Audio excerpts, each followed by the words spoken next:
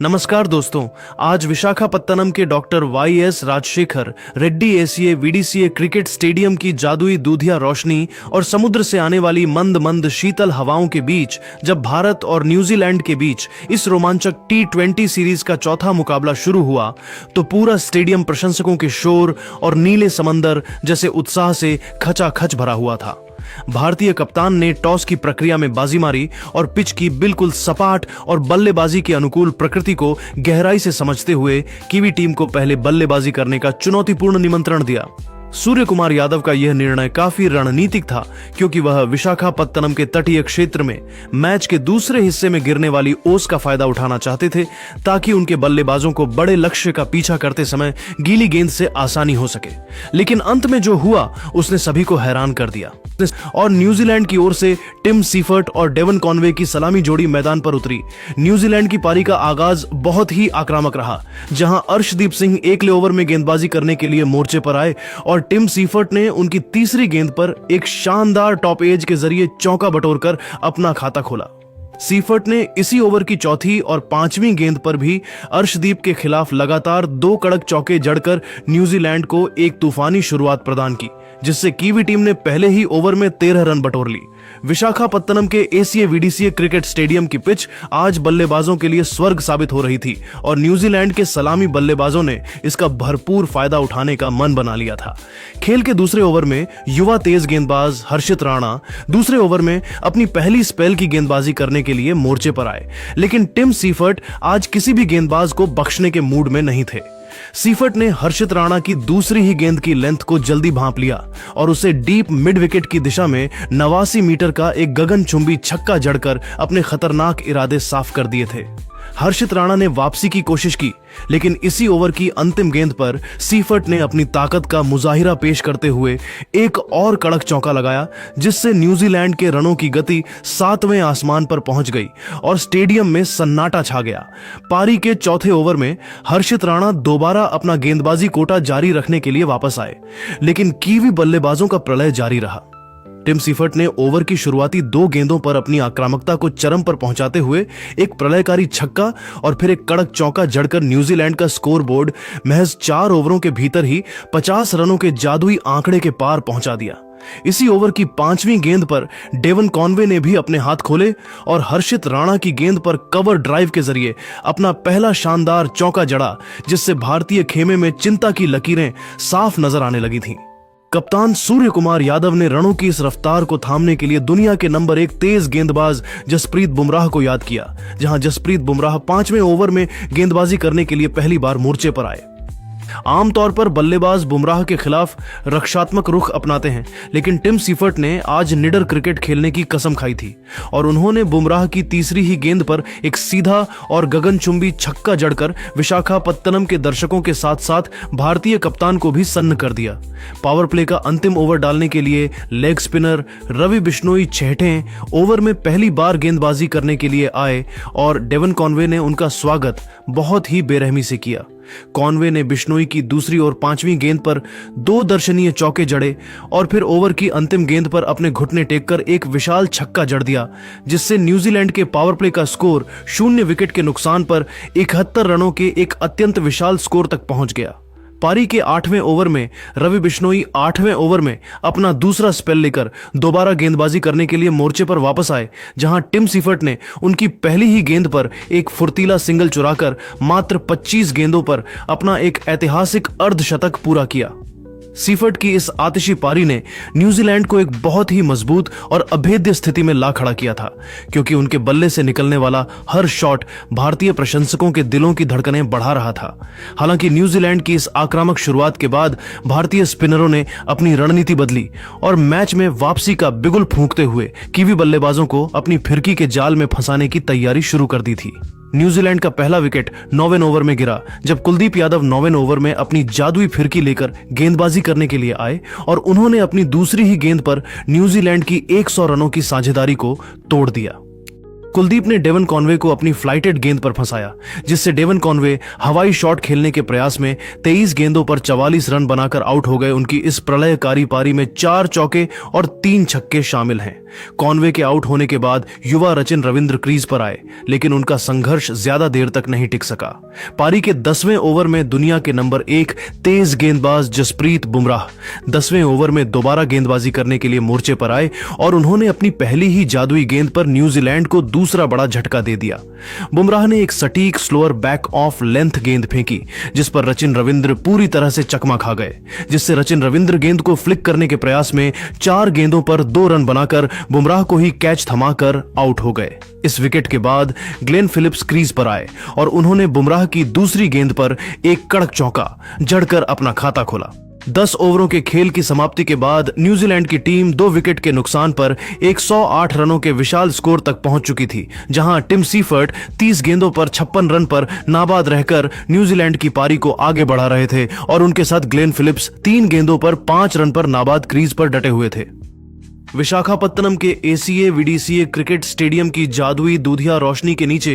New Zealand की team एक समय रनों का पहाड़ खड्डिढ़ा करती हुई और मैच पर अपनी पकड़ डीडीएच बेहद मजबूत बनाए हुए नजर आ रही थी। न्यूजीलैंड के सलामी बल्लेबाजों ने भारतीय गेंदबाजों के आत्मविश्वास को हिलाकर रख दिया था, लेकिन 10वें ओवर की समाप्ति के बाद भारतीय स्पिनरों और तेज गेंदबाजों ने अपनी रणनीति में बदलाव करते हुए इस महामुकाबले का पासा पलटना शुरू कर दिया। खेल के 11वें ओवर में भारत के उभरते हुए लेग स्पिनर रवि बिश्नोई 11वें ओवर में अपनी जादुई फिरकी और तेज गति वाली लेग ब्रेक लेकर गेंदबाजी करने के लिए मोर्चे पर आए, जहां उनका सामना न्यूजीलैंड के सबसे विस्फोटक बल्लेबाज ग्लेन फिलिप्स से हुआ। ग्लेन फिलिप्स ने आते ही रवि बिश्नोई की गेंदों पर प्रलयकारी प्रहार करना शुरू किया और ओवर की दूसरी तथा चौथी गेंद पर कलाइयों के जादुई इस्तेमाल से 2 शानदार और कड़क चौके जड़कर न्यूजीलैंड की रनों की रफ्तार को कम नहीं होने दिया। इसी ओवर के दौरान न्यूजीलैंड का स्कोर तेजी से आगे बढ़ रहा था और ऐसा लग रहा था कि वे आज 200 रनों के आंकड़े को आसानी से पार कर लेंगे, लेकिन भारतीय कप्तान सूर्य कुमार यादव ने चतुराई दिखाते हुए 12वें ओवर में गेंदबाजी आक्रमण में एक निर्णायक बदलाव किया। कप्तान ने गेंद बाएं हाथ के तेज गेंदबाज अर्शदीप सिंह को थमाई, जो 12वें ओवर में न्यूजीलैंड की इस आक्रामक बल्लेबाजी को रोकने के लिए आक्रमण पर आए थे। अर्शदीप सिंह ने अपनी अनुभव का परिचय देते हुए पहली 2 गेंदों पर टिम सीफर्ट को परखने की कोशिश की और फिर ओवर की तीसरी गेंद पर एक बहुत ही सटीक और जानबूझकर रखी गई धीमी गति की शॉर्ट पिच गेंद फेंकी, जिसे सीफर्ट भांपने में पूरी तरह नाकाम रहे। टिम सीफर्ट, जो उस समय न्यूजीलैंड के लिए सबसे बड़ी उम्मीद बने हुए थे, वह उस गेंद की गति से पूरी तरह से गच्चा खा गए, जिससे टिम सीफर्ट फ्लैट बैटेड हवाई शॉट खेलने के प्रयास में गेंद को सही से टाइम नहीं कर सके और गेंद लॉन्ग ऑफ की दिशा में हवा में बहुत ऊंची उठ गई। बाउंड्री पर खड़े रिंकू सिंह ने कोई गलती नहीं की और एक सुरक्षित कैच थामकर न्यूजीलैंड के इस प्रलयकारी तूफान को रोक दिया, जिससे टिम सीफर्ट 36 गेंदों पर 62 रनों की एक अत्यंत आतिशी और यादगार पारी खेलकर आउट हो गए। उनकी इस ऐतिहासिक पारी में 7 कड़क चौके और 3 गगनचुंबी छक्के शामिल थे। सीफर्ट के आउट होते ही विशाखापत्तनम के स्टेडियम में भारतीय प्रशंसकों का उत्साह 7वें आसमान पर पहुंच गया था, क्योंकि भारत को वह सबसे बड़ी सफलता मिल चुकी थी जिसने न्यूजीलैंड के रनों की। विशाखापत्तनम के मैदान पर टिम सीफर्ट का बेशकीमती विकेट गिरने के बाद न्यूजीलैंड की पारी ताश के पत्तों की तरह लड़खड़ाने लगी थी और भारतीय स्पिनरों ने कीवी मध्यक्रम के चारों ओर अपना मायाजाल बुनना शुरू कर दिया था। न्यूजीलैंड की रनों की रफ्तार को पूरी तरह से थामने और विपक्षी टीम पर दबाव बढ़ाने के उद्देश्य से खेल के 14वें ओवर में कुलदीप यादव 14वें ओवर में दोबारा अपनी जादुई चाइनामैन गेंदबाजी करने के लिए मोर्चे पर वापस आए। ग्लेन फिलिप्स, जो क्रीज पर नए बल्लेबाज के रूप में आए थे, उन्होंने कुलदीप की पहली ही गेंद की फ्लाइट को भांपते हुए लॉन्ग ऑफ के ऊपर से एक विशाल और दर्शनीय छक्का जड़ा, जिसने भारतीय प्रशंसकों को कुछ पल के लिए शांत कर दिया। हालांकि कुलदीप यादव ने इस प्रहार से विचलित हुए बिना अपनी अगली ही गेंद पर हवा में गति कम की और एक जादुई गुगली फेंकी, जिसे फिलिप्स बिल्कुल भी पढ़ने में सक्षम नहीं रहे, जिससे ग्लेन फिलिप्स लॉन्ग ऑन के ऊपर से एक और बड़ा हवाई शॉट खेलने के प्रयास में गेंद की टर्न में फंस गए और बाउंड्री पर लपके जाने के कारण 16 गेंदों पर 24 रनों की पारी खेलकर आउट हो गए। उनकी इस संक्षिप्त मगर आक्रामक पारी में 3 कड़क चौके और एक गगनचुंबी छक्का शामिल था। ग्लेन फिलिप्स के पवेलियन लौटते ही न्यूजीलैंड का स्कोर 137 रनों पर 4 विकेट के नुकसान के साथ एक नाजुक स्थिति में पहुंच चुका था और इसके बाद बाएं हाथ के बल्लेबाज मार्क चैपमैन न्यूजीलैंड की डूबती नया को पार लगाने के लिए मैदान पर आए। भारतीय कप्तान सूर्य कुमार यादव ने इस मौके को भुनाने के लिए आक्रमण में बदलाव किया, जहां खेल के 15वें ओवर में युवा तेज गेंदबाज हर्षित राणा 15वें ओवर में अपनी तेज रफ्तार गेंदबाजी करने के लिए मोर्चे पर वापस बुलाए गए। मार्क चैपमैन ने हर्षित राणा का स्वागत करते हुए उनकी दूसरी गेंद पर एक अत्यंत कड़क और कलात्मक चौका जड़ा, जिससे न्यूजीलैंड के खेमे में थोड़ी जान वापस आती हुई दिखाई दी। हालांकि हर्षित राणा ने अपनी अगली ही गेंद पर जबरदस्त मानसिक दृढ़ता दिखाई और गेंद की लाइन को बदलते हुए एक सटीक बाउंसर फेंकी, जिस पर मार्क चैपमैन पूरी तरह से अपना संयम खो बैठे। चैपमैन उस गेंद पर एक और बड़ा प्रहार करने के लालच में आए, लेकिन गेंद की अतिरिक्त उछाल ने उन्हें चकमा दे दिया और वह अपनी एकाग्रता भंग होने के कारण एक गलत शॉट खेल बैठे। विशाखापत्तनम के दर्शकों का शोर अब 7वें आसमान पर था, क्योंकि भारतीय गेंदबाज न्यूजीलैंड के हर बल्लेबाज को अपनी रणनीतियों में फंसा रहे थे और न्यूजीलैंड की टीम अब 200 रनों के आंकड़े से काफी दूर नजर आ रही थी। पारी के 16वें ओवर में रवि बिश्नोई 16वें ओवर में अपना अंतिम स्पेल डालने के लिए गेंदबाजी करने के लिए आए और उन्होंने अपनी फिरकी से न्यूजीलैंड के मध्यक्रम की कमर तोड़ दी। बिश्नोई ने पहले मार्क चैपमैन को अपनी फिरकी के जाल में फंसाया, जिससे मार्क चैपमैन पुल शॉट खेलने के प्रयास में 8 गेंदों पर 9 रन बनाकर आउट हो गए। उनकी इस पारी में एक चौका शामिल है। इसी ओवर की अंतिम 2 गेंदों पर मिचेल सेंटनर ने एक शानदार चौका और छक्का जड़कर न्यूजीलैंड के स्कोर को 160 रनों के पार पहुंचाया, लेकिन 17वें ओवर में जसप्रीत बुमराह 17वें ओवर में दोबारा गेंदबाजी करने के लिए आक्रमण पर आए।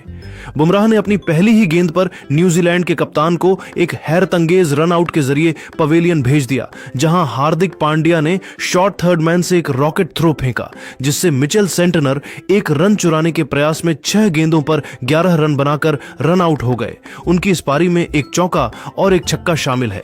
17 ओवरों के खेल की समाप्ति के बाद न्यूजीलैंड की टीम 6 विकेट के नुकसान पर 168 रनों के स्कोर तक पहुंच चुकी थी, जहां डेरिल मिचेल 8 गेंदों पर 11 रन बनाकर क्रीज पर नाबाद थे और उनके साथ झाकरी फोल्क्स 1 गेंद पर 0 रन पर नाबाद थे।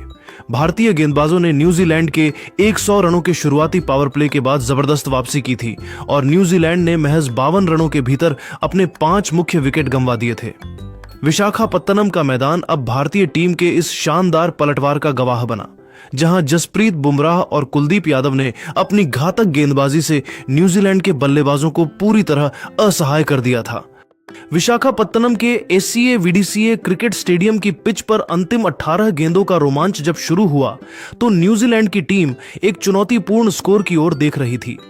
खेल के 18वें ओवर में अर्शदीप सिंह 18वें ओवर में अपनी गेंदबाजी का अंतिम स्पेल डालने के लिए मोर्चे पर आए, जहां झाकरी फोल्क्स ने उनकी दूसरी गेंद पर एक शानदार चौका जड़कर अपने इरादे साफ कर दिए थे। फोल्क्स यहीं नहीं रुके और उन्होंने अर्शदीप की चौथी गेंद पर एक प्रलयकारी छक्का जड़कर न्यूजीलैंड के रनों की रफ्तार को अचानक से 7वें आसमान पर पहुंचा दिया। हालांकि अर्शदीप सिंह ने अपनी अंतिम गेंद पर जबरदस्त वापसी की और न्यूजीलैंड को 7वां झटका दिया, जिससे झाकरी फोल्क्स हवाई शॉट खेलने के प्रयास में 6 गेंदों पर 13 रन बनाकर लॉन्ग ऑन पर रिंकू सिंह को अपना कैच थमा बैठे। उनकी इस संक्षिप्त पारी में एक चौका और एक छक्का शामिल है। पारी का 19वां ओवर फेंकने के लिए दुनिया के सबसे मारक तेज गेंदबाज जसप्रीत बुमराह 19वें ओवर में गेंदबाजी करने के लिए आक्रमण पर आए, जहां उनके सामने अनुभवी डेरिल मिचेल मौजूद थे। डेरिल मिचेल ने बुमराह की पहली ही गेंद पर अपनी ताकत का मुजाहिरा पेश करते हुए मिड विकेट के ऊपर से एक गगनचुंबी छक्का जड़ा और इसके बाद तीसरी गेंद पर एक कड़क पुल शॉट खेलकर चौका बटोरा। इसी ओवर की अंतिम गेंद पर मैट हेनरी ने भी अपने हाथ खोले और बुमराह की लो फुल टॉस गेंद पर एक भाग्यशाली चौका जड़कर न्यूजीलैंड का स्कोर 200 रनों के पार पहुंचा दिया। पारी का अंतिम और निर्णायक 20वां ओवर डालने के लिए युवा तेज गेंदबाज हर्षित राणा 20वें ओवर में गेंदबाजी करने के लिए मोर्चे पर तैनात हुए। डेरिल मिचेल आज एक अलग ही विनाशकारी लय में नजर आ रहे थे और उन्होंने हर्षित राणा की तीसरी गेंद पर सामने की ओर एक सीधा और विशाल छक्का जड़कर विशाखापत्तनम के दर्शकों को मंत्रमुग्ध कर दिया। न्यूजीलैंड की पारी की अंतिम गेंद पर भी डेरिल मिचेल ने एक कलात्मक चौका जड़ा, जिससे न्यूजीलैंड की टीम ने निर्धारित 20 ओवरों के खेल में 7 विकेट के नुकसान पर 215 रनों का एक बहुत ही विशाल और चुनौतीपूर्ण स्कोर खड़ा किया। डेरिल मिचेल 18 गेंदों पर 39 रन पर नाबाद लौटे और उनके साथ मैट हेनरी 3 गेंदों पर 6 रन पर नाबाद क्रीज पर डटे हुए थे।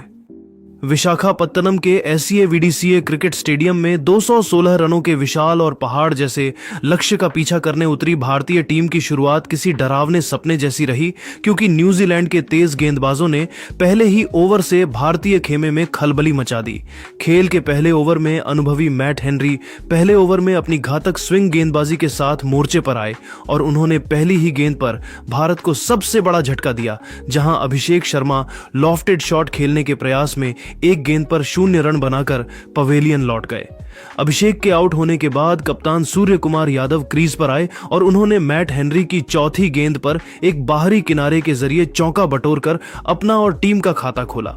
इसी ओवर की अंतिम गेंद पर संजू सैमसन ने भी अपनी क्लास दिखाई और एक शानदार चौका जड़कर भारत के इरादे साफ किए। विशाखापत्तनम के एससीए वीडीसीए स्टेडियम में 216 रनों के पहाड़ जैसे लक्ष्य का पीछा करते समय भारतीय खेमे में खलबली मच गई थी, क्योंकि खेल के दूसरे ओवर में न्यूजीलैंड के तेज गेंदबाज जैकब डफी दूसरे ओवर में अपनी सटीक लाइन और लेंथ के साथ गेंदबाजी करने के लिए मोर्चे पर आए थे। डफी ने अपनी दूसरी ही गेंद पर एक जादुई और अविश्वसनीय रिफ्लेक्स का परिचय देते हुए भारतीय कप्तान सूर्य कुमार यादव का अपनी ही गेंद पर एक हैरतअंगेज कैच लपका, जिसने पूरे स्टेडियम को सन्न कर दिया, जिससे सूर्य कुमार यादव ड्राइव खेलने के प्रयास में 8 गेंदों पर 8 रनों की एक संक्षिप्त पारी खेलकर आउट हो गए। उनकी इस पारी में 2 शानदार चौके शामिल थे। भारत ने महज 2 ओवरों के भीतर अपने दोनों प्रमुख और इनफॉर्म सलामी बल्लेबाजों को खो दिया था, जिससे न्यूजीलैंड का पलड़ा भारी नजर आने लगा था और प्रशंसक एक गहरी चिंता में डूब गए थे। ऐसी कठिन परिस्थिति में संजू सैमसन ने भारतीय पारी को संभालने का साहसी मोर्चा संभाला और उन्होंने खेल के तीसरे ओवर में अनुभवी मैट हेनरी तीसरे ओवर में गेंदबाजी करने के लिए आए तो उनके विरुद्ध लगातार 2 कलात्मक और कड़क चौके जड़कर दबाव को कम करने का प्रयास किया। इसके बाद चौथे ओवर में न्यूजीलैंड के युवा गेंदबाज जाकरी फोल्क्स चौथे ओवर में पहली बार गेंदबाजी करने के लिए आक्रमण पर आए, लेकिन क्रीज पर मौजूद रिंकू सिंह आज न्यूजीलैंड के गेंदबाजों पर प्रलय बनकर टूटने के इरादे से आए थे। रिंकू सिंह ने फोल्क्स की गेंदों की गति का बखूबी फायदा उठाते हुए 2 लगातार गगनचुंबी और विशाल छक्के जड़कर भारत की रनों की रफ्तार को वह आवश्यक गति प्रदान की, जिसकी इस बड़े लक्ष्य का पीछा करने के लिए सख्त जरूरत थी। संजू सैमसन आज क्रीज पर बहुत ही एकाग्र और अद्भुत लय में नजर आ रहे थे और उन्होंने खेल के 5वें ओवर में जादुई लेग स्पिनर ईश सोढ़ी के खिलाफ एक शानदार कवर ड्राइव चौका जड़ा, जबकि छठे ओवर में जैकब डफी छठे ओवर में दोबारा गेंदबाजी करने आए तो संजू ने अपनी कलाइयों के जादू से एक दर्शनीय 85 मीटर का छक्का जड़कर दर्शकों को झूमने पर मजबूर कर दिया। हालांकि न्यूजीलैंड के कप्तान मिचेल सेंटनर 7वें ओवर में स्वयं जिम्मेदारी संभालते हुए गेंदबाजी करने के लिए मोर्चे पर आए और उन्होंने अपनी पहली ही गेंद पर संजू सैमसन को अपनी गति और टर्न से पूरी तरह चकमा दे दिया, जिससे संजू सैमसन रूम बनाकर शॉट खेलने के प्रयास में 15 गेंदों पर 24 रनों की एक जुझारू पारी खेलकर क्लीन बोल्ड हो गए। उनकी इस पारी में 3 चौके और एक छक्का शामिल था। संजू के पवेलियन लौटने के बाद भारतीय टीम की उम्मीदें अब उप कप्तान हार्दिक पांड्या पर टिकी थीं, जो नए बल्लेबाज के रूप में क्रीज पर उतरे थे। न्यूजीलैंड के कप्तान मिचेल सेंटनर ने हार्दिक के खिलाफ आते ही एक बहुत ही आक्रामक और रणनीतिक रिव्यू भी लिया, क्योंकि उन्हें लगा था कि गेंद बल्ले का किनारा लेकर विकेटकीपर के हाथों में गई है। पूरा स्टेडियम कुछ पलों के लिए थम सा गया था, लेकिन अल्ट्रा एज तकनीक ने साफ कर दिया कि गेंद और बल्ले के बीच एक बड़ा फासला था, जिससे हार्दिक पांड्या को सुरक्षित करार दिया गया और न्यूजीलैंड को अपना महत्वपूर्ण रिव्यू गंवाना पड़ा। विशाखापत्तनम की यह रात अब एक बहुत ही अनिश्चित और रोंगटे खड़े कर देने वाले मोड़ पर पहुंच चुकी थी, जहां हर बीतती गेंद के साथ रोमांच बढ़ता ही जा रहा था। भारत की मुश्किलें तब और बढ़ गईं जब 9वें ओवर में मिचेल सेंटनर 9वें ओवर में दोबारा गेंदबाजी करने के लिए आए और उन्होंने हार्दिक पांड्या को अपनी चतुराई भरी फ्लाइट में फंसा लिया, जिससे हार्दिक पांड्या कवर के ऊपर से मारने के प्रयास में 5 गेंदों पर 2 रन बनाकर बैकवर्ड पॉइंट पर कैच थमा बैठे। इसके बाद शिवम दुबे मैदान पर आए और उन्होंने आते ही अपनी ताकत का मुजाहिरा पेश करते हुए सेंटनर की अंतिम गेंद पर 101 मीटर का एक प्रलयकारी छक्का जड़ा। खेल के 10वें ओवर में ग्लेन फिलिप्स 10वें ओवर में गेंदबाजी करने के लिए मोर्चे पर आए और रिंकू सिंह ने उनकी अंतिम गेंद पर एक कड़क एक्स्ट्रा कवर चौका लगाकर भारत के स्कोर को 10 ओवरों के बाद 4 विकेट के नुकसान पर 97 रनों तक पहुंचाया। रिंकू सिंह 28 गेंदों पर 35 रन पर नाबाद थे और उनके साथ शिवम दुबे 3 गेंदों पर 8 रन पर नाबाद क्रीज पर मौजूद थे, जहां भारत को अब जीत के लिए अंतिम 60 गेंदों पर 139 रनों की कठिन दरकार थी। विशाखापत्तनम के एसीए वीडीसीए स्टेडियम में रनों का पीछा करते हुए भारतीय उम्मीदें अब पूरी तरह से पावर हिटर शिवम दुबे के मजबूत कंधों पर टिकी थीं और रिंकू सिंह के दुर्भाग्यपूर्ण तरीके से आउट होने के बावजूद शिवम दुबे का प्रलयकारी रूप जरा भी कम नहीं हुआ था। दुबे आज न्यूजीलैंड के गेंदबाजों के लिए किसी भयावह काल की तरह क्रीज पर डटे हुए थे और उन्होंने खेल के 13वें ओवर में जब न्यूजीलैंड के तेज गेंदबाज जैकब डफी 13वें ओवर में अपनी गेंदबाजी का नया स्पेल डालने के लिए मोर्चे पर आए तो दुबे ने उनका स्वागत किसी विध्वंसक तूफान की तरह किया। शिवम दुबे ने डफी की पहली 2 गेंदों की लंबाई को बहुत ही फुर्ती से भांपते हुए 2 लगातार गगनचुंबी और विशाल छक्के जड़कर पूरे स्टेडियम को जोश से भर दिया और इसी के साथ उन्होंने मात्र 15 गेंदों पर अपना एक ऐतिहासिक और अविश्वसनीय अर्धशतक पूरा किया, जो इस सीरीज के सबसे तेज अर्धशतकों में से एक था। शिवम दुबे की इस निडर बल्लेबाजी ने न्यूजीलैंड के कप्तान मिचेल सेंटनर के चेहरे पर चिंता की गहरी लकीरें खींच दी थीं, क्योंकि हर गेंद के साथ लक्ष्य अब छोटा होता जा रहा था। दुबे ने अपनी विनाशकारी लय को जारी रखते हुए 15वें ओवर में जब अनुभवी तेज गेंदबाज मैट हेनरी 15वें ओवर में दोबारा गेंदबाजी करने के लिए आक्रमण पर आए तो उनकी पहली ही गेंद को लॉन्ग ऑन बाउंड्री के बाहर 95 मीटर दूर भेजकर एक विशाल छक्का जड़ा और भारत की जीत की उम्मीदों को पूरी तरह से जिंदा रखा। हालांकि इसी ओवर में भारतीय प्रशंसकों के लिए एक बहुत ही दुखद और दुर्भाग्यपूर्ण क्षण आया जब हर्षित राणा ने सामने की ओर एक सीधा और तेज शॉट खेला और गेंदबाज मैट हेनरी की उंगलियों से मामूली रूप से टकराकर सीधे नॉन स्ट्राइकर एंड के स्टंप्स पर जा लगी।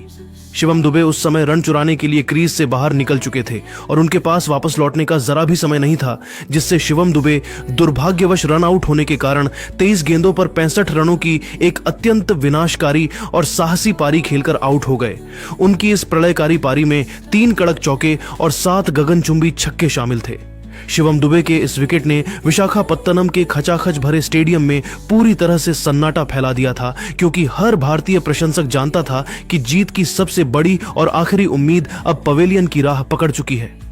इसके बाद हर्षित राणा और रवि बिश्नोई ने हार न मानने का जज्बा दिखाते हुए कुछ संघर्ष करने का साहसी प्रयास किया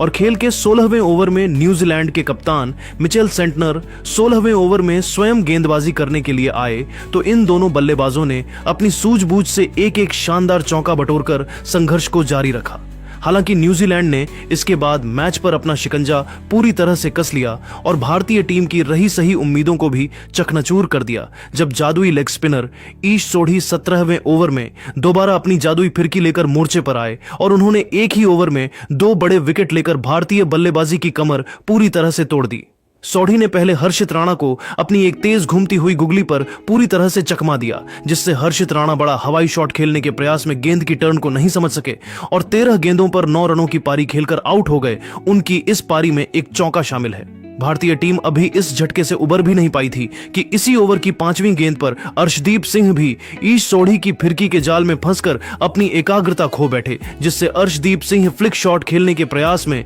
2 गेंदों पर 0 रन बनाकर LBW आउट हो गए। भारत अब हार के मुहाने पर खड़ा था और न्यूजीलैंड की टीम जीत के बेहद करीब पहुंच चुकी थी। जसप्रीत बुमराह ने क्रीज पर आते ही 17वें ओवर की अंतिम गेंद पर ईश सोढ़ी के खिलाफ एक कड़क चौका जड़कर हार के अंतर को कम करने की कोशिश की। 17 ओवरों के खेल की समाप्ति के बाद भारतीय टीम 8 विकेट के नुकसान पर 161 रनों के स्कोर तक पहुंच चुकी थी, जहां रवि बिश्नोई 4 गेंदों पर 7 रन पर नाबाद थे और उनके साथ जसप्रीत बुमराह 1 गेंद पर 4 रन पर नाबाद क्रीज पर संघर्ष कर रहे थे। भारत को अब ऐतिहासिक जीत के लिए अंतिम 18 गेंदों पर 55 रनों की कठिन दरकार थी और न्यूजीलैंड की टीम अब इस हाई स्कोरिंग मुकाबले में जीत की दहलीज पर खड़ी नजर आ रही थी। विशाखापत्तनम का मैदान अब भारतीय टीम के इस साहसी मगर लड़खड़ाते संघर्ष का गवाह बना, जहां शिवम दुबे की पारी ने दर्शकों का भरका शामिल है। बुमराह के जाने के बाद भारत का 9वां विकेट गिर चुका था और जीत अब न्यूजीलैंड की मुट्ठी में थी। पारी का 19वां ओवर फेंकने के लिए तेज गेंदबाज जैकब डफी 19वें ओवर में अपनी अंतिम स्पेल की गेंदबाजी करने आए और उन्होंने कुलदीप यादव के लिए एक सटीक स्लोअर बाउंसर फेंकी। कुलदीप यादव उस अतिरिक्त उछाल को नहीं पढ़ सके जिससे कुलदीप यादव पुल शॉट खेलने के प्रयास में 3 गेंदों पर 1 रन बनाकर विकेटकीपर के हाथों कैच आउट हो गए। इस विकेट के साथ ही भारतीय टीम की पारी 18.4 ओवरों में 165 रनों के स्कोर पर सिमट गई और न्यूजीलैंड ने इस मुकाबले को 50 रनों के विशाल अंतर से जीतकर सीरीज में अपनी साख बचाई। रवि बिश्नोई 10 गेंदों पर 10 रन पर नाबाद लौटे, लेकिन न्यूजीलैंड की बेहतरीन गेंदबाजी और शिवम दुबे की 65 रनों की आतिशी पारी इस मैच के मुख्य आकर्षण रहे। तो दोस्तों, आपके हिसाब से भारत की इस बड्ढी हार के पीछे का असली कारण क्या रहा? अपनी कीमती राय हमें कमेंट बॉक्स में जरूर बताएं और अगर आपको वीडियो अच्छा लगा तो इस वीडियो को लाइक करें, शेयर करें और हमारे चैनल को सब्सक्राइब करना ना भूलें।